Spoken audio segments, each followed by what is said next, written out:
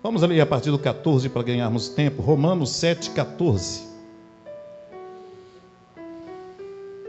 Já está aqui, né? Porque nós sabemos que a lei é espiritual, mas eu sou carnal, vendido sob o pecado. Porque o que eu faço não permito, pois o que eu quero, isto não faço, mas o que odeio, isto faço. E se eu faço o que não quero, eu consinto que a lei é boa.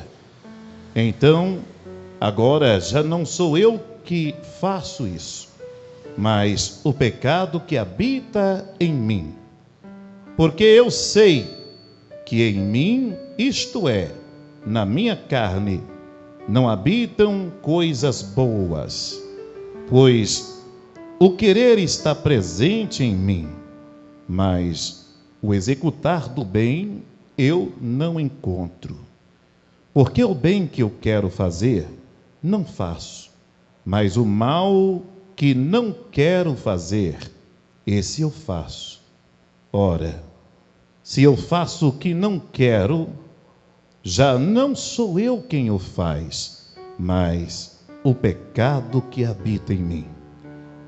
Eu acho então esta lei, que quando quero fazer o bem, o mal está presente comigo, pois eu tenho prazer na lei de Deus, segundo o homem interior, mas eu vejo outra lei nos meus membros, guerreando contra a lei da minha mente, e me trazendo cativo debaixo da lei do pecado que está nos meus membros.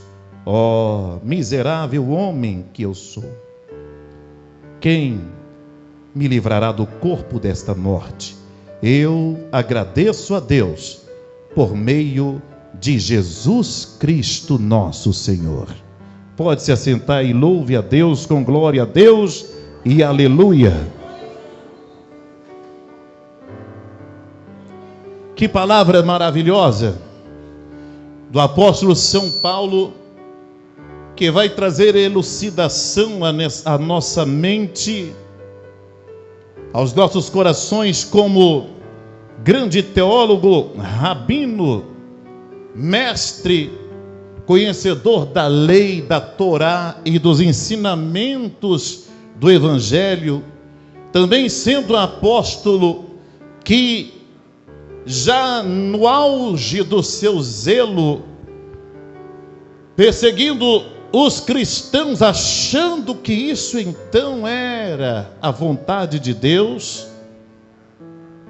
Então sabemos que na altura da vida de Paulo, quando ele já na prisão domiciliar, dentro da sua própria casa, ali em Roma, tomando a caneta, o papel com o próprio punho, agora com zelo cristão, cuidando de ensinar, cuidando de orientar, cuidando de exortar a Santa Igreja de Deus em todos os lugares, porque ele mesmo foi aquele que orientou que o Evangelho deveria ser pregado em tempo ou fora de tempo. E não importasse os motivos pelos quais alguém ousasse pregar o Evangelho, isso não era importante saber, desde que o Evangelho fosse pregado a toda criatura. O Evangelho da salvação, o Evangelho da ressurreição de Jesus Cristo, o Evangelho do perdão dos pecados fosse levado a todo homem no leste, no oeste, no norte ou no sul, aos quatro cantos da terra. E ele, sendo o apóstolo escolhido por Deus para levar o Evangelho aos gentios, de próprio punho escrevia na sua casa, na sua prisão, não deixando de exercer a função de um pregador escoeiro da verdade.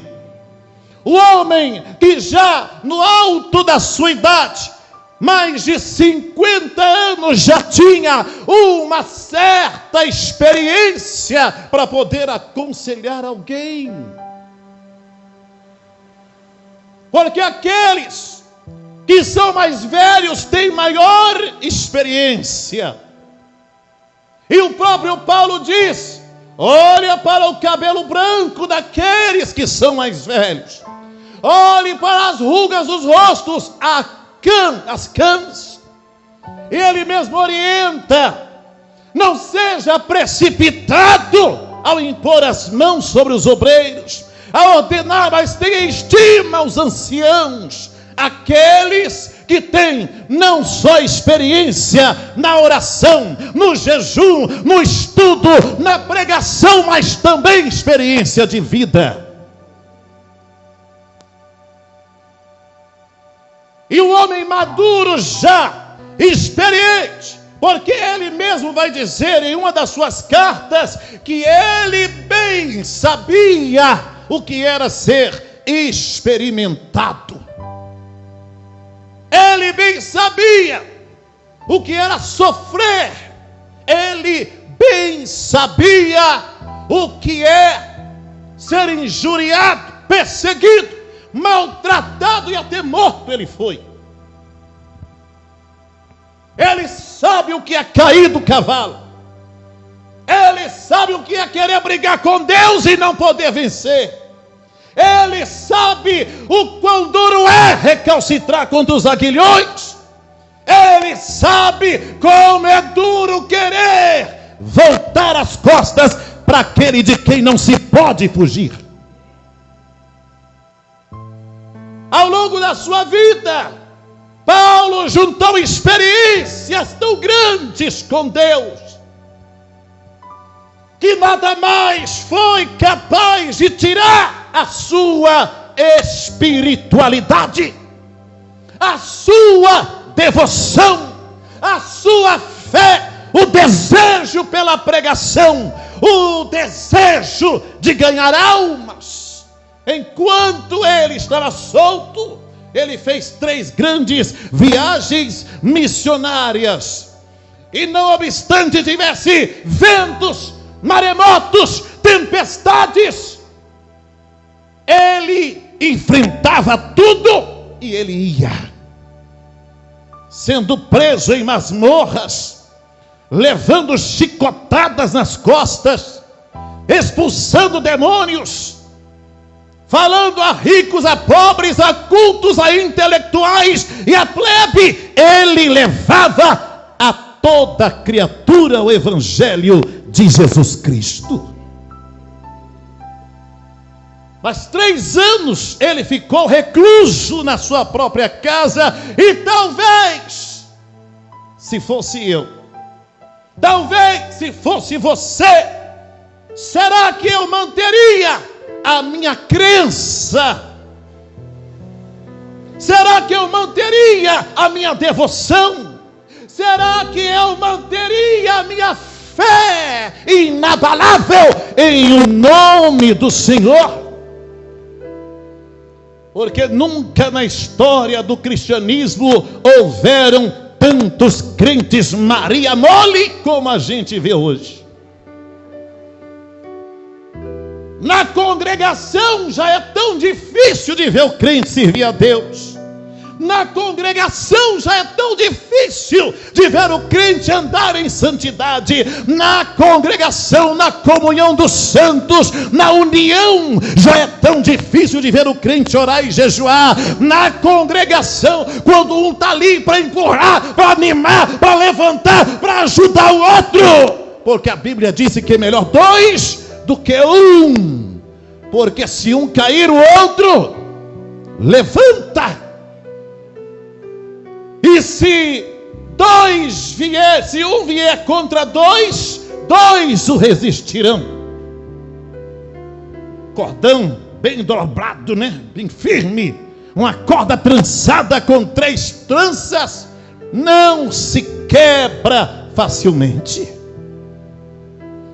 Então nós temos alguém que ora, porque eu vi a irmã Nicinha dizendo agora há pouco: olha, irmãos, eu estava quase sem andar, mas por meio da oração que foi pedido nesse lugar, agora eu posso até pular para a glória de Deus. Eu posso glorificar, eu posso pisar na cabeça do capeta de novo, eu posso marchar para a casa de Deus. Hoje nós temos ajuda em oração, ajuda na pregação, homens que se esmeram no conhecimento, no estudo, no zelo pela palavra, para nos ensinar. Olha aí quantas cadeiras vazias, mesmo empurrando, é igual carro velho, nem no tranco pega. Mas Paulo não era desses, ainda lá. No nosso acampamento eu dizia ao pastor Ailton, junto com alguns irmãos: um crente não precisa de 10, 15, 20 experiências com Deus para a sua fé se tornar inabalável como a casa edificada sobre a rocha. Uma única experiência que você tiver com Deus é o suficiente para segurar a tua vida até o regresso do Senhor Jesus Cristo nos ares.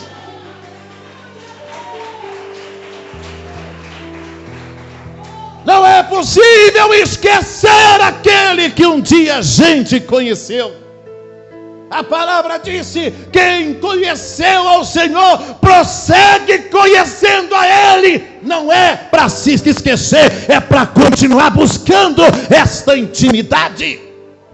Quem conhece a Jesus não consegue mais viver sem Jesus. Quem conheceu a luz não anda mais nas trevas, ela não acerta mais com as trevas. Quem conhece a bondade de Deus não tem negócio nenhum com a maldade.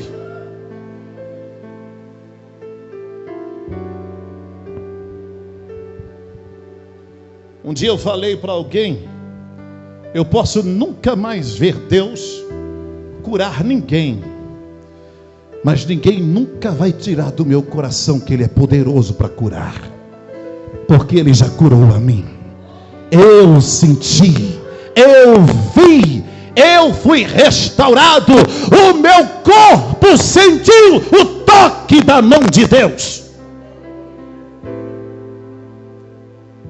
Se alguém falar que Deus não livra alguém da morte, até eu ter 80 anos, ninguém tirará esta certeza do meu coração, porque um dia eu estava no leito da morte, mas a voz e a mão de Deus me tirou de lá. Eu sei que Deus levanta o homem do esteco. Eu sei. Se alguém disser que Ele não cura câncer, fique com a sua crença. Eu vou morrer dizendo que o nosso Deus é poderoso para curar câncer, para curar HIV, para curar tuberculose, para curar aí a trombose, para curar qualquer tipo de doença do alto da cabeça até a planta dos seus pés, porque pelas suas pisaduras nós somos sarados. Paulo teve uma experiência extraordinária com Jesus quando ele vai para o caminho de Damasco, e Jesus num clarão aparece para ele, e ele ainda não conhecia esse Jesus, e uma voz audível como um trovão, como o som de muitas águas, como o som de uma cachoeira impetuosa, disse para ele: Saulo, Saulo, por que você está me perseguindo? É duro para você fazer isso? Não briga comigo. Se você foi escolhido por Deus, se Deus tem uma obra na sua vida, se Deus tem um chamado na sua vida, não briga com Ele, não corra dele, não fuja dele, não entre para as cavernas da vida, porque Ele te acha lá. Para onde me ausentarei da tua presença, ó Deus? Se eu for até o inferno, lá tu estás, porque Jesus tem a chave do inferno e da morte. Lá ele entra e ele sai quando ele quiser. E as entranhas do inferno estremecem quando os passos pesados de Jesus entram pelos portões do inferno. Ele tem que estremecer, porque este é poderoso. Para onde eu me ausentarei, se eu tomar as asas da alvorada e for para cima nos céus? Lá também o Senhor está. E se eu quiser me esconder lá, o teu braço me derrubará de lá. Se eu colocar o equipamento e me afundar para as profundezas do mar, ainda assim eu não poderei fugir da tua presença, porque tu darás ordem ao teu monstro marinho e ele me expulsará de lá. Eu não posso fugir depois que Deus me escolheu. Não dá para brigar com um homem assim. Não dá para brigar com o filho do homem. Todo joelho tem que se dobrar. Toda língua tem que confessar que quem manda é Ele, que quem é Senhor é Ele, que quem tem autoridade é Ele, que a última palavra é a dele. E que quando eu entrego a minha vida a Cristo, já não vivo eu, mas Cristo vive em mim.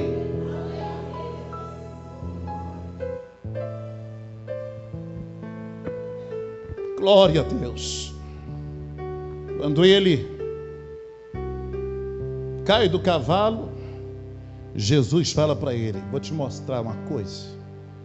Fica recalcitrando contra os aguilhões, vou te fazer um vaso de honra escolhido, e te mostrarei quanto se deve padecer para pregar o meu evangelho, porque o perseguidor agora vai ser perseguido, o matador agora vai ser morto, aquele que prendia também vai ser preso.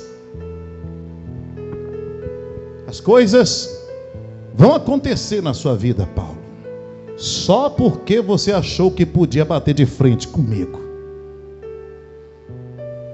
Jesus falou: eu sou a pedra de esquina, eu sou a pedra angular, a pedra principal que os construtores rejeitaram.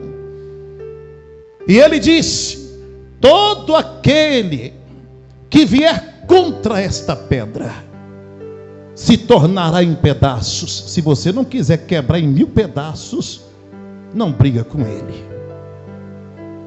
E todo aquele que tentar afrontá-lo, e ele como pedra, rocha viva, cair sobre esta pessoa, ele se tornará em poeira.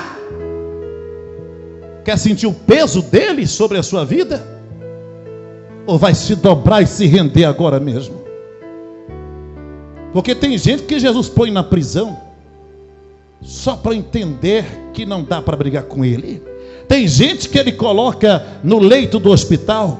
Tem gente que ele permite uma doença no corpo só para chamar pelo nome dele. Eu estava lendo hoje na Bíblia, Salmo 119. Foi-me bom ser afligido para entender os caminhos do Senhor. Foi bom para mim passar pela aprovação. Na hora eu gemia, eu chorava, eu gritava, eu sapateava, eu pulava e até murmurava. Mas hoje eu entendi que foi bom para mim conhecer a Deus, os seus caminhos, as suas obras. Glória a Deus.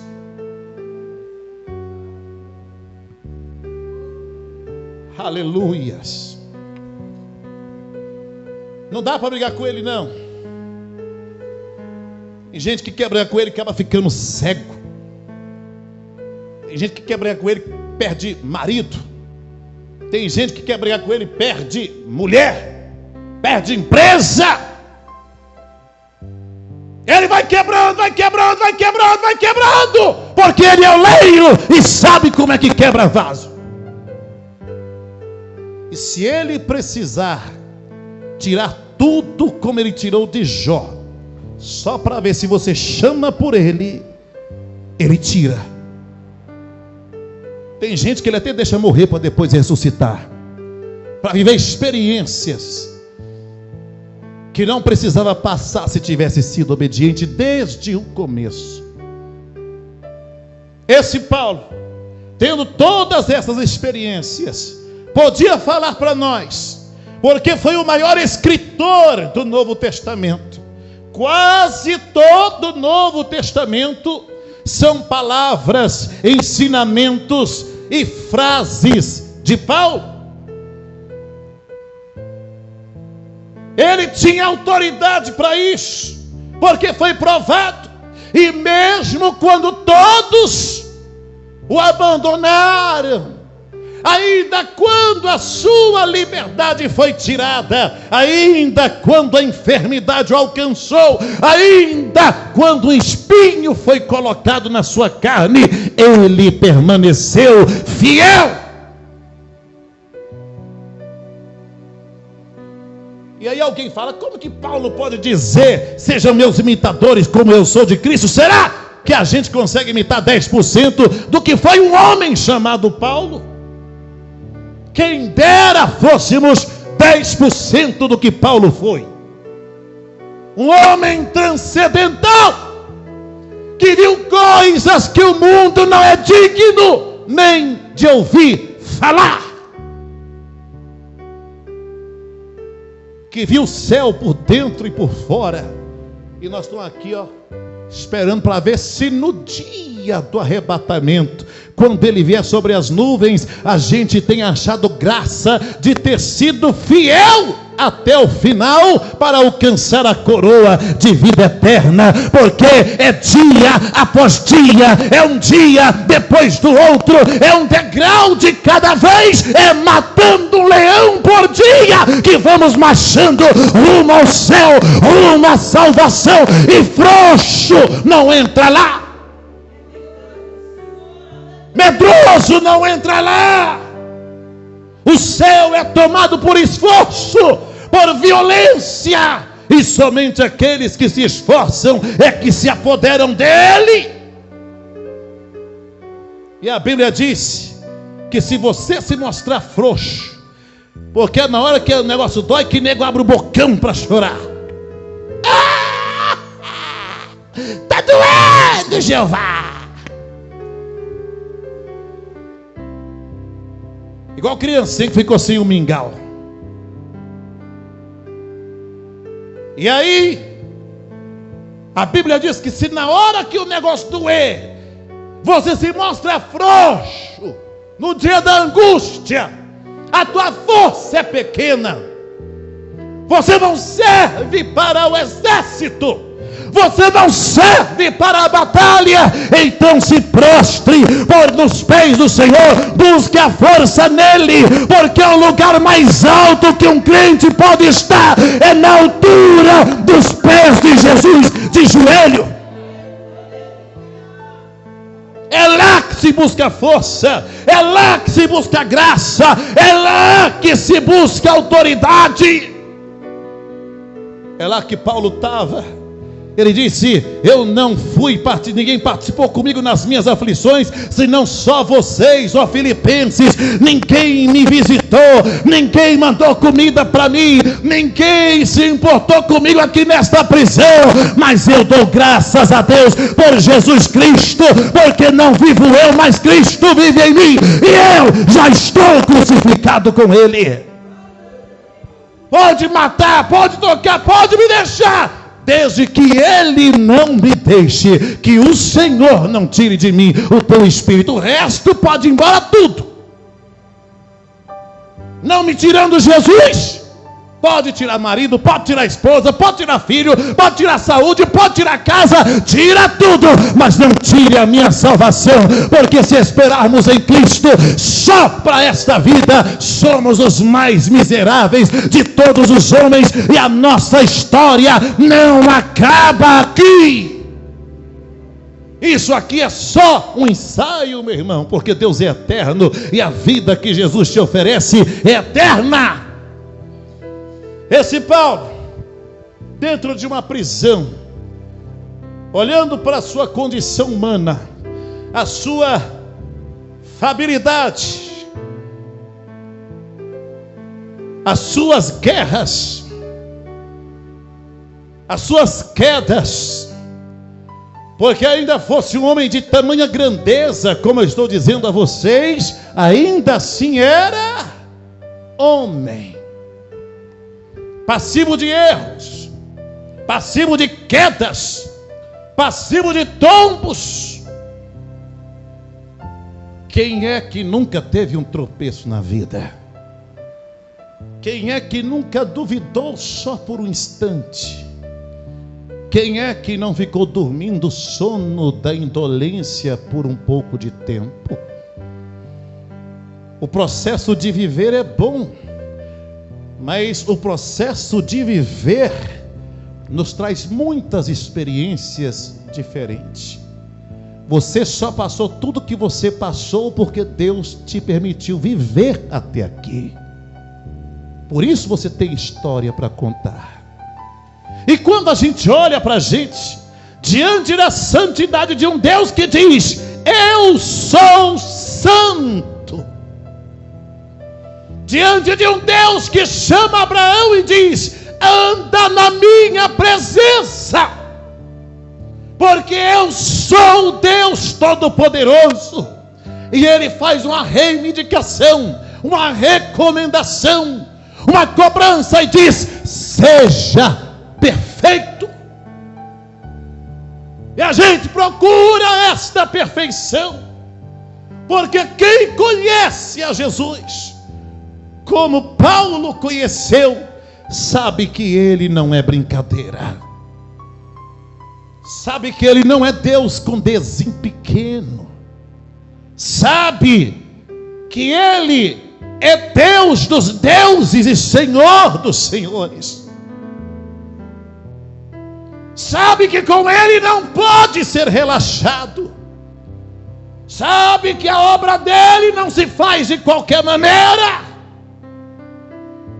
Quem conheceu a ele, como Paulo conheceu naquele clarão, sabe que o nome dele é poder, sabe que o sangue dele é purificação, sabe que a obra dele é salvação, e sabe que o nome dele não pode ser tomado em vão. Mas quantas vezes a gente se vê nessa fraqueza de olhar para a gente diante de um Deus tão grande e dizer: eu não posso continuar servindo ao Senhor. Uma voz que vem lá no fundo do seu ouvido e diz: você não é digno, você não é digna de assentar naquela cadeira. Quem é você para pegar naquele microfone? Você não tem vergonha de cantar lá na frente? Quem diz que você tem autoridade de orar por um enfermo? E você, quando olha para você, diz: mas não é que é mesmo? Eu realmente não sou. Porque eu olho para mim e, em contraste com a grandeza e santidade de Jesus, sou miserável. E quando Paulo olha para ele não está falando: você é miserável. Porque chega uma hora, ele mesmo nos aconselha que é bom a gente olhar para a gente mesmo. É o espelho da espiritualidade. Dá uma olhada no reflexo. Como é que está? E a gente vê tanta feiura na gente, aquela coisa disforme, horrível. Você procura a beleza de Deus, a imagem de Deus, e muitas vezes você não encontra. Porque só quem vive é que sabe a maneira que vive. Só quem tem guerras é que sabe as guerras que passa. Só quem sente dor é que sabe aonde que dói. E tem coisas que a gente nem conta para ninguém, mas o espinho está lá, cravado na carne, doendo, machucando, e a gente pede: Deus, tira, tira, tira, porque eu quero olhar para o teu rosto e ver Jesus como Ele é. Eu quero ter a graça de poder levantar a minha cabeça e olhar para o céu em oração. Eu quero ter o prazer de chamar o Senhor de papai. Quero ter a intimidade de um filho que sobe no colo de sua mãe e beija o seu rosto. Mas eu me sinto tão despreparado, tão longe. Os meus pecados são tantos, os meus erros são demasiados, os meus desacertos são tão grandes, porque eu olho para dentro de mim e vejo muita sujeira, mas eu estou aqui, Senhor, diante de Ti. Eu tenho tanta vontade de acertar, mas eu acabo errando. Eu tenho tanta vontade de ser melhor, mas eu acabo sendo pior. Eu tenho tanta vontade de me levantar e estar em pé, mas eu só vivo no chão. Eu tenho tanta vontade de fazer o bem para Deus, mas eu tenho feito tanto mal para mim mesmo. Eu tenho tanta vontade de ser forte, mas eu me sinto tão fraco, tão fraco, tão fraco. A gente precisa examinar hoje na Santa Ceia, porque alguém está dizendo: você não pode, você não é digno, você não pode estar aqui.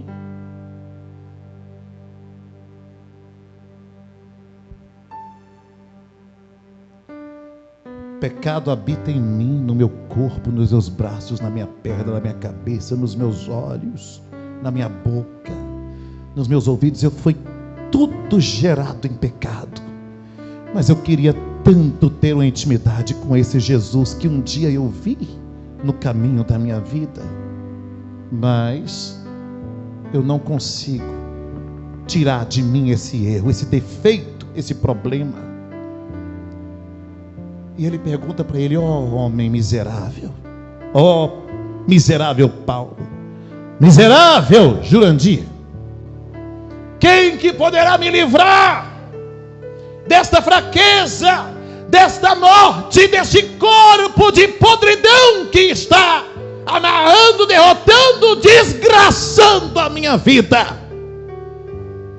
Porque isso está gerando tristeza dentro de mim, amargura dentro de mim. Eu estou decepcionado comigo mesmo. Mas graças a Deus por Jesus Cristo nosso Senhor, porque eu aprendi que eu não tenho que guerrear mais a minha própria guerra, porque Ele guerreou e venceu por mim.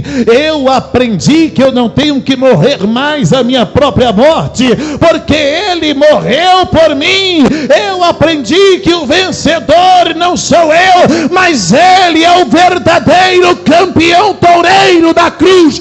Eu aprendi que não sou eu quem ressuscito, mas sou ressuscitado com Cristo. Eu aprendi que é graças a Jesus que esse mal não tem mais poder sobre a minha vida, sobre a minha mente, sobre o meu corpo, sobre o meu futuro. Então, se o diabo aparecer para você agora mesmo e disser: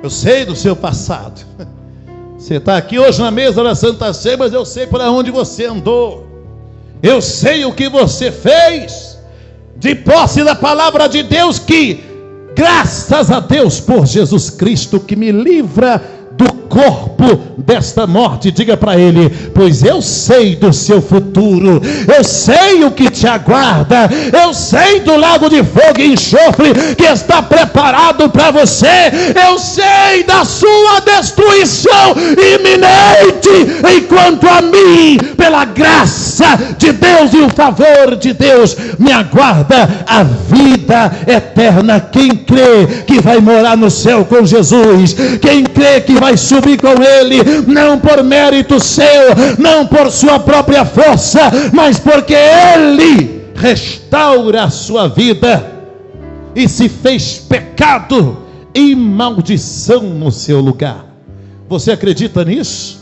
Então fica de pé no seu lugar, porque agora é a hora de você confessar para Deus e dizer para Deus: Senhor, eu estou aqui. E se de uma maneira espiritual eu estava fora da mesa, agora eu quero de novo o meu assento na mesa do Senhor. Se de alguma maneira eu estava participando só no corpo, aquela coisa superficial, mas dentro de mim eu me achava longe, distante, eu não quero que seja assim mais. Atrai-me, Senhor, atrai-me, Senhor, atrai-me, Senhor, para perto de ti nesta noite. Receba o pastor Ailton.